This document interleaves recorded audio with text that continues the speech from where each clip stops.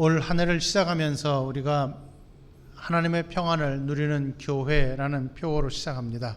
그리고 베드로전서 5장 7절의 말씀을 통하여서 너희 염려를 다 주께 맡기라 이는 그가 너희를 돌보심이라 하는 말씀으로 우리가 올 한 해를 시작을 했습니다. 이 베드로전서를 통하여서 우리가 살펴보려고 하는 내용은 우리에게 하나님께서 이미 평안을 허락하셨다는 것입니다. 그렇다면 우리가 누리고 있는 이 평안이 과연 어떤 평안이냐라고 하는 것을 우리가 베드로전서를 통해서 배우기를 원합니다.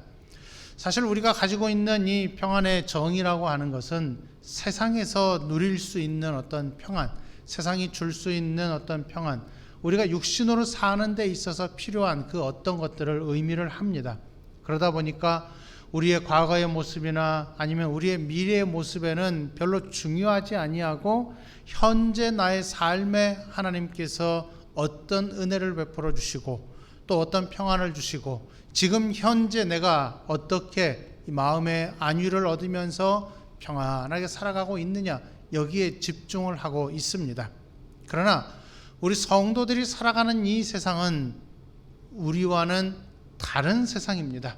우리가 살아가야만 하는 이 세상은 하나님께서 우리를 구별하여 내신 곳이기 때문에 우리는 이미 다른 곳으로 넘어온 성도의 삶이 우리 앞에 주어져 있습니다. 그렇기 때문에 세상 사람들과는 다른 삶이 놓여 있어서 세상과는 다른 방식으로 살아야 되고 세상과는 다른 삶의 현장에서 우리가 하나님의 백성으로 살아가야 하는 것입니다. 그래서 베드로전서를 배우면서 우리가 기억해야 하는 것은 우리가 예수를 믿는 우리들이 베드로전서의 이 편지를 받은 성도들의 모습과 똑같이 흩어진 나그네로 우리가 살고 있다는 것을 염두에 두셔야 합니다. 지난주에도 말씀을 드렸지요. 이 당시의 성도들은 흩어진 나그네로 살아가는데 어디에서부터 옮겨왔느냐 하면은 로마에 살고 있었던, 즉 이탈리아에 살고 있었던 사람들이나 아니면은 지중해 이제 서쪽에 있었던 해안가에 살고 있었던 뭐 유대인들이랄지 아니면은 그리스인이랄지 하는 그러한 로마의 식민지로 살고 있었던 사람들을 이제 강제로 소아시아 지역, 즉 터키 서북부 지역으로 강제 이주시킨 사람들이었습니다.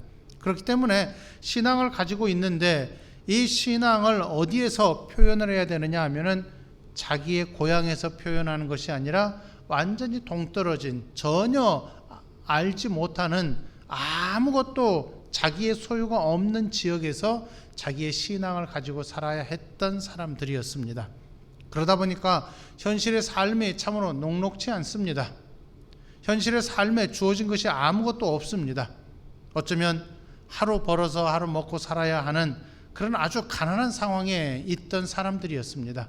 고향을 떠나기 때문에 자기들의 재산을 팔아서 잠깐 어떤 물질을 마련한다 할지라도 그것을 가지고 타양살이하는 것은 참으로 쉽지 않았을 것이고 그것은 또 금방 없어지고 마는 것이었습니다. 그렇다면 그들의 염려는 오늘 하루를 내가 어떻게 살 수 있을까? 내가 과연 오늘 하루를 살아낼 수 있을까? 할 정도의 어려움 속에 그러한 환난과 그러한 고난 속에 있었던 사람들이었습니다. 그러다 보니까 거기에 이미 정착하고 있었던 사람들로 인하여서 핍박은 당연하였고 그리고 그들에게 하루하루에 먹을 것을 얻어내는 그러한 삶을 살아야 했던 것입니다. 그래서 베드로가 그들을 향하여서 너희는 흩어진 나그네다라고 말을 할 때에는 이러한 상황을 알고 있던 베드로의 마음이 그 흩어진 나그네라고 하는 표현 속에 들어있음을 우리가 보아야 합니다. 그런데 우리는 이 세상에서 하나님의 백성으로 구분이 되었지만 흩어진 나그네는 아닙니다. 왜냐하면 내가 예수를 믿는 자리에 들어왔을 때 내가 살고 있던 삶의 현장 그대로 있었어요. 거기에서 다만 내가 예수를 믿기 이전과 예수를 믿은 이후의 삶이 달라졌을 뿐입니다. 그냥 믿음을 표현하는 것 이 한 가지만 달라졌지 우리의 삶의 현장과 삶의 모습은 다 똑같습니다. 그러면 성경이 우리를 향하여서 너는 흩어진 나그네다라고 말을 할 때에 과연 이 의미가 우리에게는 어떤 의미로 다가올까요? 나는 고향을 떠나지 않았습니다. 내가 살고 있는 이 삶의 현장에서 그대로 살고 있을 때 그저 믿음을 고백했을 뿐입니다. 그러나 중요한 것은 여기에 있습니다. 하나님의 백성이 아닌 장소에서 하나님의 백성으로 부름을 받았다는 것. 다시 말하면 이 세상은 지금 공중 권세를 잡고 있는 사탄이 다스리는 세상이고 하나님께서 잠시 그 권세를 사탄에게 넘겨준 곳입니다. 그런데 사탄이 다스리고 있는 지역에서 하나님께서 한 사람을 택하여서 당신의 백성으로 삼으십니다. 여기에서도 당신의 백성으로 삼아서 부르십니다. 그러면 거기에서 따로 구별이 되기 때문에 구분이 된 성도로 이제 세움을 입었기 때문에 흩어진 나그네와 똑같은 모습으로 타향살이를 하는 것과 마찬가지를 하는 것입니다. 왜냐하면 삶의 방식이 완전히 달라지기 때문에 그렇습니다. 하나님께서 요구하시는 삶의 모습이 있는 것이지 우리가 하나님의 백성으로 살아가면서도 세상의 방식을 가지고는 살아갈 수가 없기 때문에 그렇습니다.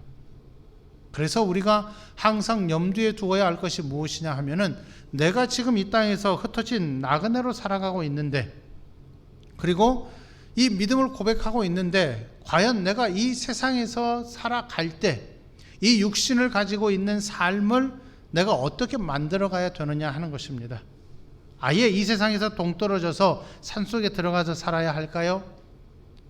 중세시대에 4세기 이후로부터 중세시대에 많은 그런 수도사들이 산속에 들어가서 따로 그 신앙을 지켜야 되겠다라고 산속에 들어갔던 그런 수도사들도 있습니다.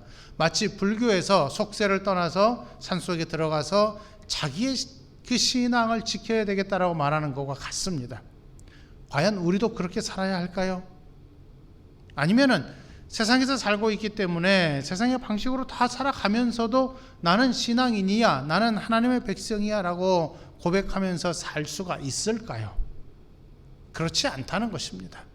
세상에서 비록 살아가고 있지만 그리고 세상의 자원들을 공유하면서 살아가고 있지만 사실 우리는 세상에 속하지 아니하였기 때문에 세상의 자원을 공유하면서도 다른 삶의 모습을 보여야 한다는 것입니다. 그렇기 때문에 이 육신의 삶 자체가 굉장히 어려운 것입니다. 그럴 때 우리의 신앙을 통하여서 우리의 육신의 삶을 어떻게 표현할 수가 있을까요? 그리고 여기에서 하나님께서 그러한 삶을 사는 성도들에게 무엇을 약속하고 계실까요? 이것을 우리가 늘 기억하고 있어야 할 것입니다. 만약에 이러한 하나님의 약속이 없다면 우리의 삶은 곤고할 뿐이고 이 땅에서 그저 고생하다가 그냥 세상을 떠나고 그러다가 이제 마지막 날 이제 주님이 나를 부르실 때 그래 이제 천국 가는구나 하면서 우리는 그러한 힘이 없는 축 늘어져 있는 그러한 삶을 살아갈 수밖에 없을 것입니다. 그러면 우리 그리스도인들이 이 땅에서 사는 삶에 소망이 아무것도 없잖아요. 그럼 굳이 우리가 예수를 믿을 필요가 있을까요? 맨 마지막에 내가 죽기 얼마 전에 나 예수 믿어, 나 예수님 좀 천국 데려가세요 이러면 되잖아요. 그러나 하나님께서는 우리에게 이런 모든 이 곤고한 모습들 속에 이 큰 소망을 넣어 주셨습니다. 그래서 베드로가 흩어진 나그네들을 향하여서 너희에게 무엇이 있는가를 한번 생각을 해보라 이렇게 말씀하고 있는 것이고 3절에서는 그것을 산 소망이라 이렇게 말하고 있습니다. 3절을 보시면은 우리를 거듭나게 하사 산 소망이 있게 하시며 그랬습니다. 산 소망이라는 것은 무엇일까요? 이게 반대말은 죽은 소망이 되겠지요. 죽은 소망이라는 것은 소망이 없는 것을 의미를 하고 산 소망은 그 소망이 확고하다는 것을 의미를 합니다. 그러면 우리에게 주신 이 산 소망이 어떤 것이냐 할 때에 예수 그리스도를 죽은 자 가운데서 부활하게 하심으로 말미암아 산 소망이 있게 하셨습니다. 그러면 이 산 소망은 무엇과 연결이 되느냐 하면 예수 그리스도의 죽음에서부터 부활로 연결이 되는 것입니다. 그래서 우리에게 산 소망이라고 하는 것은 예수님의 부활을 통하여서 이제 드디어 새로운 생명이 탄생을 했고 즉 예수 그리스도께서 부활의 첫 열매가 되시고 그 부활의 첫 열매를 통하여서 하나님의 백성으로 이미 창세전에 하나님이 미리 아심을 통하여서 선택하신 당신의 백성들 한 사람 한 사람에게 무엇을 넣어주시느냐 하면 이 생명을 넣어주시는 것입니다. 이것을 우리가 다른 말로 표현하면 우리의 거듭남, 우리의 중생, 우리가 영생을 가지고 이제 살아가게 되었다 하는 것을 의미를 합니다. 그러니까 지금 예수를 믿는 사람으로 부름을 받아 변화된 이 자리는 다른 자리가 아니라 우리에게 영원한 생명이 주어진 자리가 되는 것입니다. 그래서 산 소망은 이제 나에게 영생이 주어졌다 하는 것을 의미를 합니다. 그러면 그 영생이 4절에서는 어떻게 표현이 되고 있느냐 한번 보십시오. 썩지 않고 더럽지 않고 쇠하지 아니하는 유업을 잊게 하신다 했습니다. 세상에서는 부모의 재산이 많으면은 어찌하든지 그 부모의 재산을 많이 상속하려고 그러지 않습니까? 얼마 전에 뉴스를 보니까 그런 내용이 있었어요. 어떤 아들이 형제가 몇 명인지는 정확히 모르겠지만은 내가 우리 부모님께 용돈을 제일 많이 드렸고 우리 형제들은 부모님께 용돈도 안 드렸는데 형제들과 똑같이 유산을 나누어야 합니까? 이런 질문을 한 적이 있어요. 자, 여러분은 어떻게 생각하십니까? 내가 부모님께 용돈을 제일 많이 드리면은 부모님 재산도 제가 제일 많이 상속을 받아야 되잖아요. 근데 법은 그렇지 않아요. 어쨌든 많이 드렸든 적게 드렸든 유산은 똑같이 나누게 되어 있어요. 자, 그러면 이 속에 무엇이 들어있느냐 하면은 부모의 재산을 내가 많이 가져야 되겠다라고 할 때에 그것은 자기의 욕심이 그 속에 들어있는 모습을 볼 수가 있습니다. 물론 인간의 정으로 생각하면 많이 봉양한 자식에게 많이 주는 것이 부모의 마음이지 않겠습니까? 근데 부모가 그걸 안 나눠주고 그냥 돌아가신 거예요. 그러니까 이제 유산적으로 싸움이 있을 수도 있겠지요. 그런데 또 생각을 해보십시오. 이렇게 부모의 재산을 상속할 때 그 상속한 재산이 영원합니까?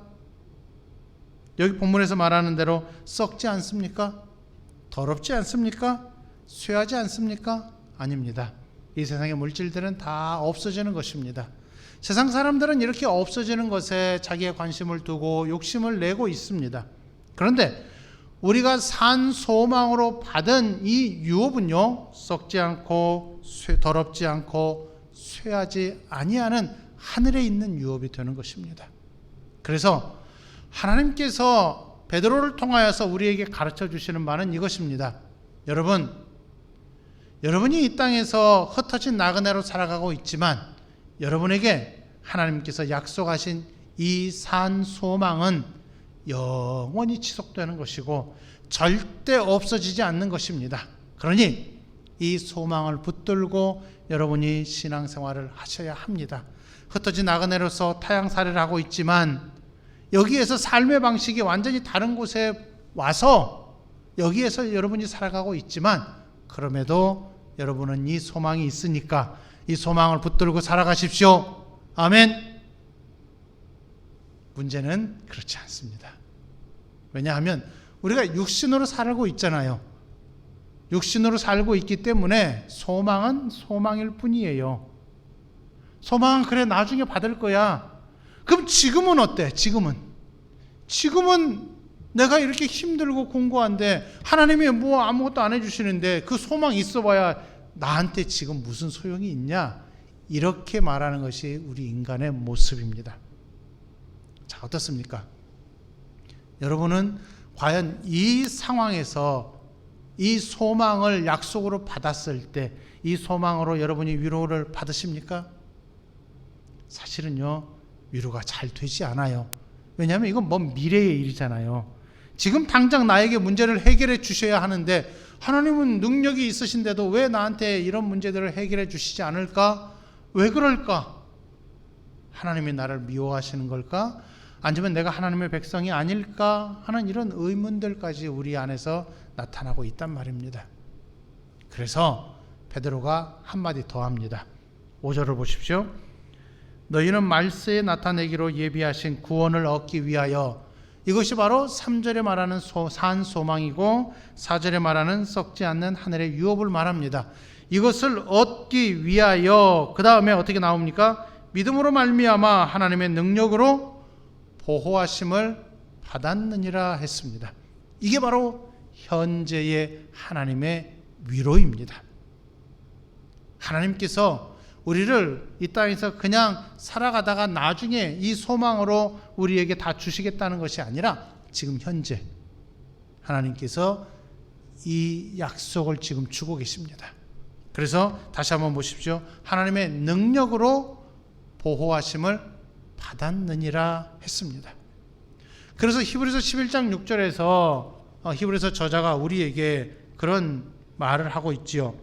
믿음이 없이는 하나님을 기쁘시게 하지 못하나니 하나님께 나아가는 자는 반드시 그가 계신 것과 또한 그가 자기를 찾는 자들에게 상 주시는 이심을 믿어야 할지니라. 아멘. 하나님께서 약속하신 것이 무엇이라고요? 지금 현재부터 하나님께서 나를 인도하시고 당신의 능력으로 보호하셔서 끝날에 우리에게 주실 그 예비된 상을 반드시 주실 것이라 하는 이 믿음을 가지라는 것입니다. 그러니까 현재의 삶에서 우리에게 위로가 되는 것이 무엇이냐 하면은 이것을 믿는 것입니다. 이것을 믿을 때라야 우리에게 참된 위로가 있는 거예요. 우리는 세상에서 어떤 위로를 받기를 참으로 원하고 있는데 세상은 그 위로를 줄 수 없어요. 왜냐하면 우리는 세상에서 떠나온 자이기 때문에 그렇습니다. 그리고 세상의 삶에서는 모든 것들이 쇠하는 것이고 모든 것들이 썩는 것이고 모든 것들이 더러운 것이고 모든 것들이 사라지는 것들이라 하는 것입니다. 그러나 하나님께서 우리를 보호하시는 그 능력은 절대 변하지 않기 때문에 우리는 이 하나님의 능력을 믿는 이 믿음, 하나님의 보호하심을 믿는 이 믿음이 우리에게 참된 위로가 된다 하는 것입니다. 언제요?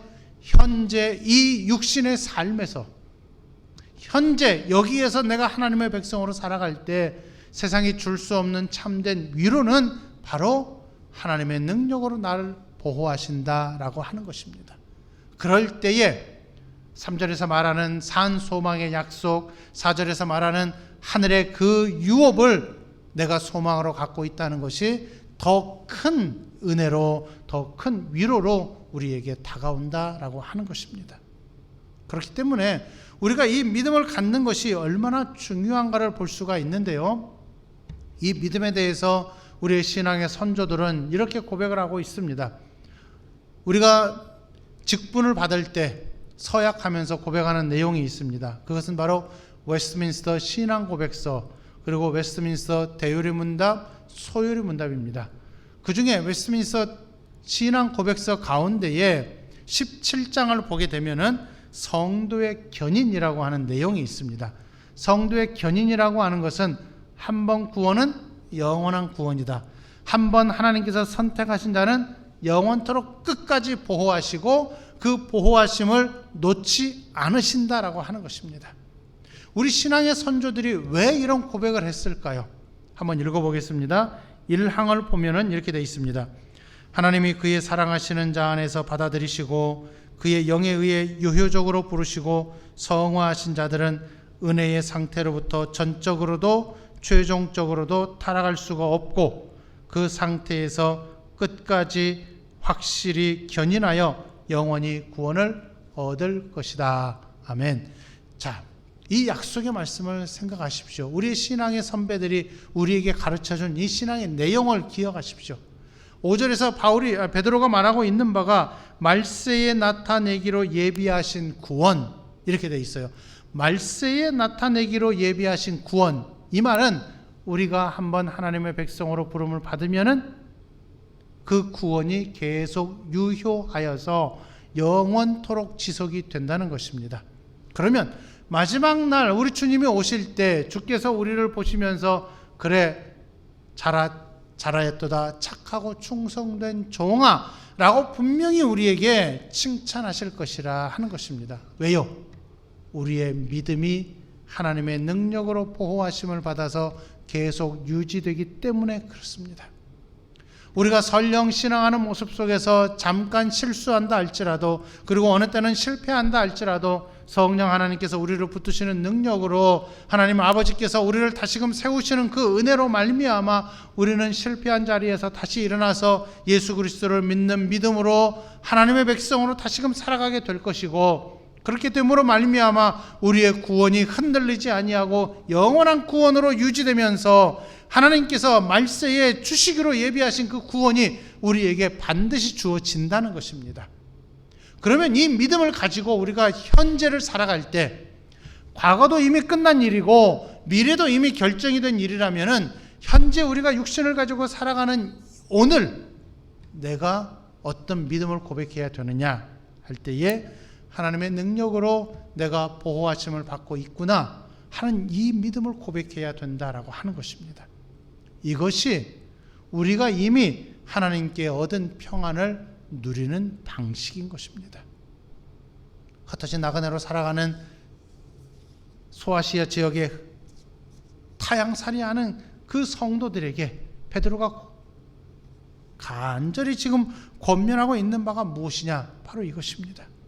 하나님께서 여러분을 얼마나 지키고 계시는가를 기억하십시오. 하나님의 능력으로 지금 현재 여러분을 보호하고 있으니까 여러분의 육신의 삶에서 얼마나 귀한 은혜가 있는가를 잊지 마십시오. 이렇게 위로하고 있는 것입니다. 그리고 그 위로는 이 땅에서 지금 흩어진 나그네로 살아가고 있는 우리들에게도 여전히 유효합니다. 우리도 마찬가지로 하나님의 이런 위로가 우리에게 있어서 이미 우리는 하나님의 평안을 누릴 수 있게 되었다라고 하는 것입니다. 그래서 세상의 방식으로 살아가면서 하나님의 위로를 얻을 수는 없다는 것을 여러분 다시 한번 생각하십시오. 세상의 방식으로 살아가면서 세상의 것을 통하여서 내가 위로를 받을 수 있다, 세상으로부터 내가 어떤 안위를 얻을 수 있다, 내가 평안을 얻을 수 있다라고 생각하는 것을 버리셔야 됩니다. 다만 우리에게 주는 위로와 평안은 어디에 있느냐? 하나님의 능력에 있는 것입니다. 하나님의 보호하심에 있는 것입니다. 그래서 우리는 여기에서 두 가지를 기억해야 합니다. 하나는 하나님의 일하심이 무엇이냐라고 하는 것이고, 이건 현재 일이지요. 현재 하나님께서 어떻게 일하시느냐. 그리고 또 한 가지는 하나님의 약속이 무엇이냐라는 것입니다. 이건 미래의 일입니다. 현재 하나님의 일하심은 무엇입니까? 우리를 예수 그리스도의 죽으심과 부활을 통하여서 거듭나게 하시고 말세에 주시기 위하여서 예비하신 영생을 우리에게 지금 주고 계신다는 것입니다. 이 영생을 지금 주기 위하여서 우리가 하나님의 보호하심을 받아야만 하는 것입니다. 말세에 예비된 영생을 지금 우리가 누리기 위해서는 무엇을 가져야 됩니까? 내가 그 영생을 꽉 붙들고 있어야 합니까? 아닙니다. 왜냐하면 영생은 누가 주십니까? 하나님 아버지께서 주시는 것입니다. 그렇다면 그 영생을 주시기 위해서 하나님께서 나를 지금 현재 당신의 능력으로 보호하고 있다는 것이 하나님의 일하심인 것입니다. 이렇게 내가 귀한 은혜의 자리에 들어와 있다는 것 먼저 기억을 하셔야 되고요. 두 번째로 기억을 해야 할 것은 하나님의 약속입니다. 하나님의 약속이 무엇입니까? 우리에게 산 소망이 있게 하시고 썩지 않고 더럽지 않고 쇠하지 아니하는 하늘의 유업을 우리에게 있게 하신다. 상속하게 하신다. 즉 하나님의 자녀로서 그 모든 것들을 내가 내 것으로 하나님이 곧 거기에서 주실 것이다 라는 약속을 붙드는 것입니다. 이 두 가지를 우리가 꼭 마음에 품으셔야 할 것입니다. 나는 하나님의 백성으로 들어와서 하나님의 능력으로 지금 보호하심을 받고 있다. 그리고 하나님께서 우리에게 예비하신 그 영생의 소망을 우리에게 곧 주실 것이다. 이 두 가지를 잊지 마십시오.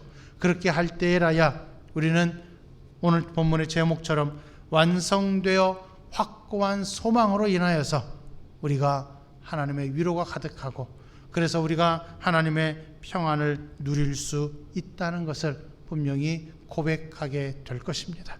세상을 보시지 마십시오. 오직 하나님의 능력을 기억하십시오. 이것을 믿는 믿음을 고백을 하십시오. 그래서 현재 우리에게 필요한 것이 무엇입니까? 우리는 이것만 하면 돼요. 뭐만 하면 됩니까? 하나님의 능력으로 나를 보호하심을 믿습니다. 이 고백을 하십시오. 이 고백을 하는 것이 바로 신앙 생활이에요. 이 고백을 통하여서 우리의 믿음이 확고하다는 것을 계속해서 되뇌어가는 것이고 하루하루를 살아가는 삶이 이러한 과정이 되어가는 것입니다. 어느 때 좋을 때만 하나님의 능력으로 나를 보호하십니다. 이것이 아니라는 것이에요. 어느 때든지 좋을 때든지 좋지 못할 때든지 세상의 삶의 방식이 그리고 주변 환경이 많이 바뀌어 간다 할지라도 하나님의 능력으로 나를 보호하시는 것은 변하지 않습니다. 코로나19의 이 상황이 언제까지 지속될지 우리는 알 수 없잖아요. 그래서 늘 불안한 마음을 가지고 살아가고 있지만은 그럼에도 불구하고 하나님의 보호하심은 여전히 나에게 있어요. 이것을 놓치지 마십시오. 우리가 육신으로 살아가는 이 잠깐의 삶에서 베드로의 권면을 기억하십시오. 하나님의 능력으로 우리를 지금 보호하고 계시기 때문에 우리는 절대 흔들릴 수 없다라고 하는 이 믿음을 고백하심으로써 내가 하나님을 지금 의지하고 있다는 이 믿음을 보이시고 그러므로 말미암아 나중에 우리 주께서 우리를 만나 주실 때에 잘하였도다 착하고 충성된 종아 내 주인의 즐거움에 참여할지어다 라고 하는 칭찬을 기대하시기 바랍니다. 이 기대를 가지고 오늘 하루도 확고하고 완성된 이 소망을 마음에 품고 이 믿음을 고백하는 저와 여러분이 되기를 바라고요. 하나님의 능력으로 보호하시는 자리에서 하나님의 평안을 더욱 누려가는 저와 여러분이 되시기를 간절히 바라겠습니다. 기도하겠습니다. 이미 우리에게 약속하신 소망을 완성하시고 이 소망이 얼마나 확고한가를 베드로를 통하여서 권면해 주심을 참으로 감사합니다. 하늘에 속한 산 소망을 이미 우리가 가지고 있기에 우리가 영생을 곧 소유할 것이라는 하나님의 약속을 가지고 있기에 우리는 여기 이 땅에서 흔들리지 아니하는 주의 백성으로 살아가게 되었음을 우리가 배웠습니다. 이 믿음을 우리가 고백하면서 하나님의 백성으로서의 삶을 살아낼 수 있도록 인도하여 주옵소서. 과거도 이미 지나갔고 미래도 하나님께서 약속하신 소망으로 가득하기에 현재 육신으로 사는 이 잠깐의 삶에서 흩어진 나그네이지만 이미 하나님께서 우리에게 평안을 약속하여 주셨고 평안을 허락하여 주셨음을 기억하면서 하나님의 능력으로 보호하심을 받는다는 이 믿음을 고백하면서 하나님의 평안을 누리는 주의 백성들이 다 되도록 은혜를 부어 주옵소서.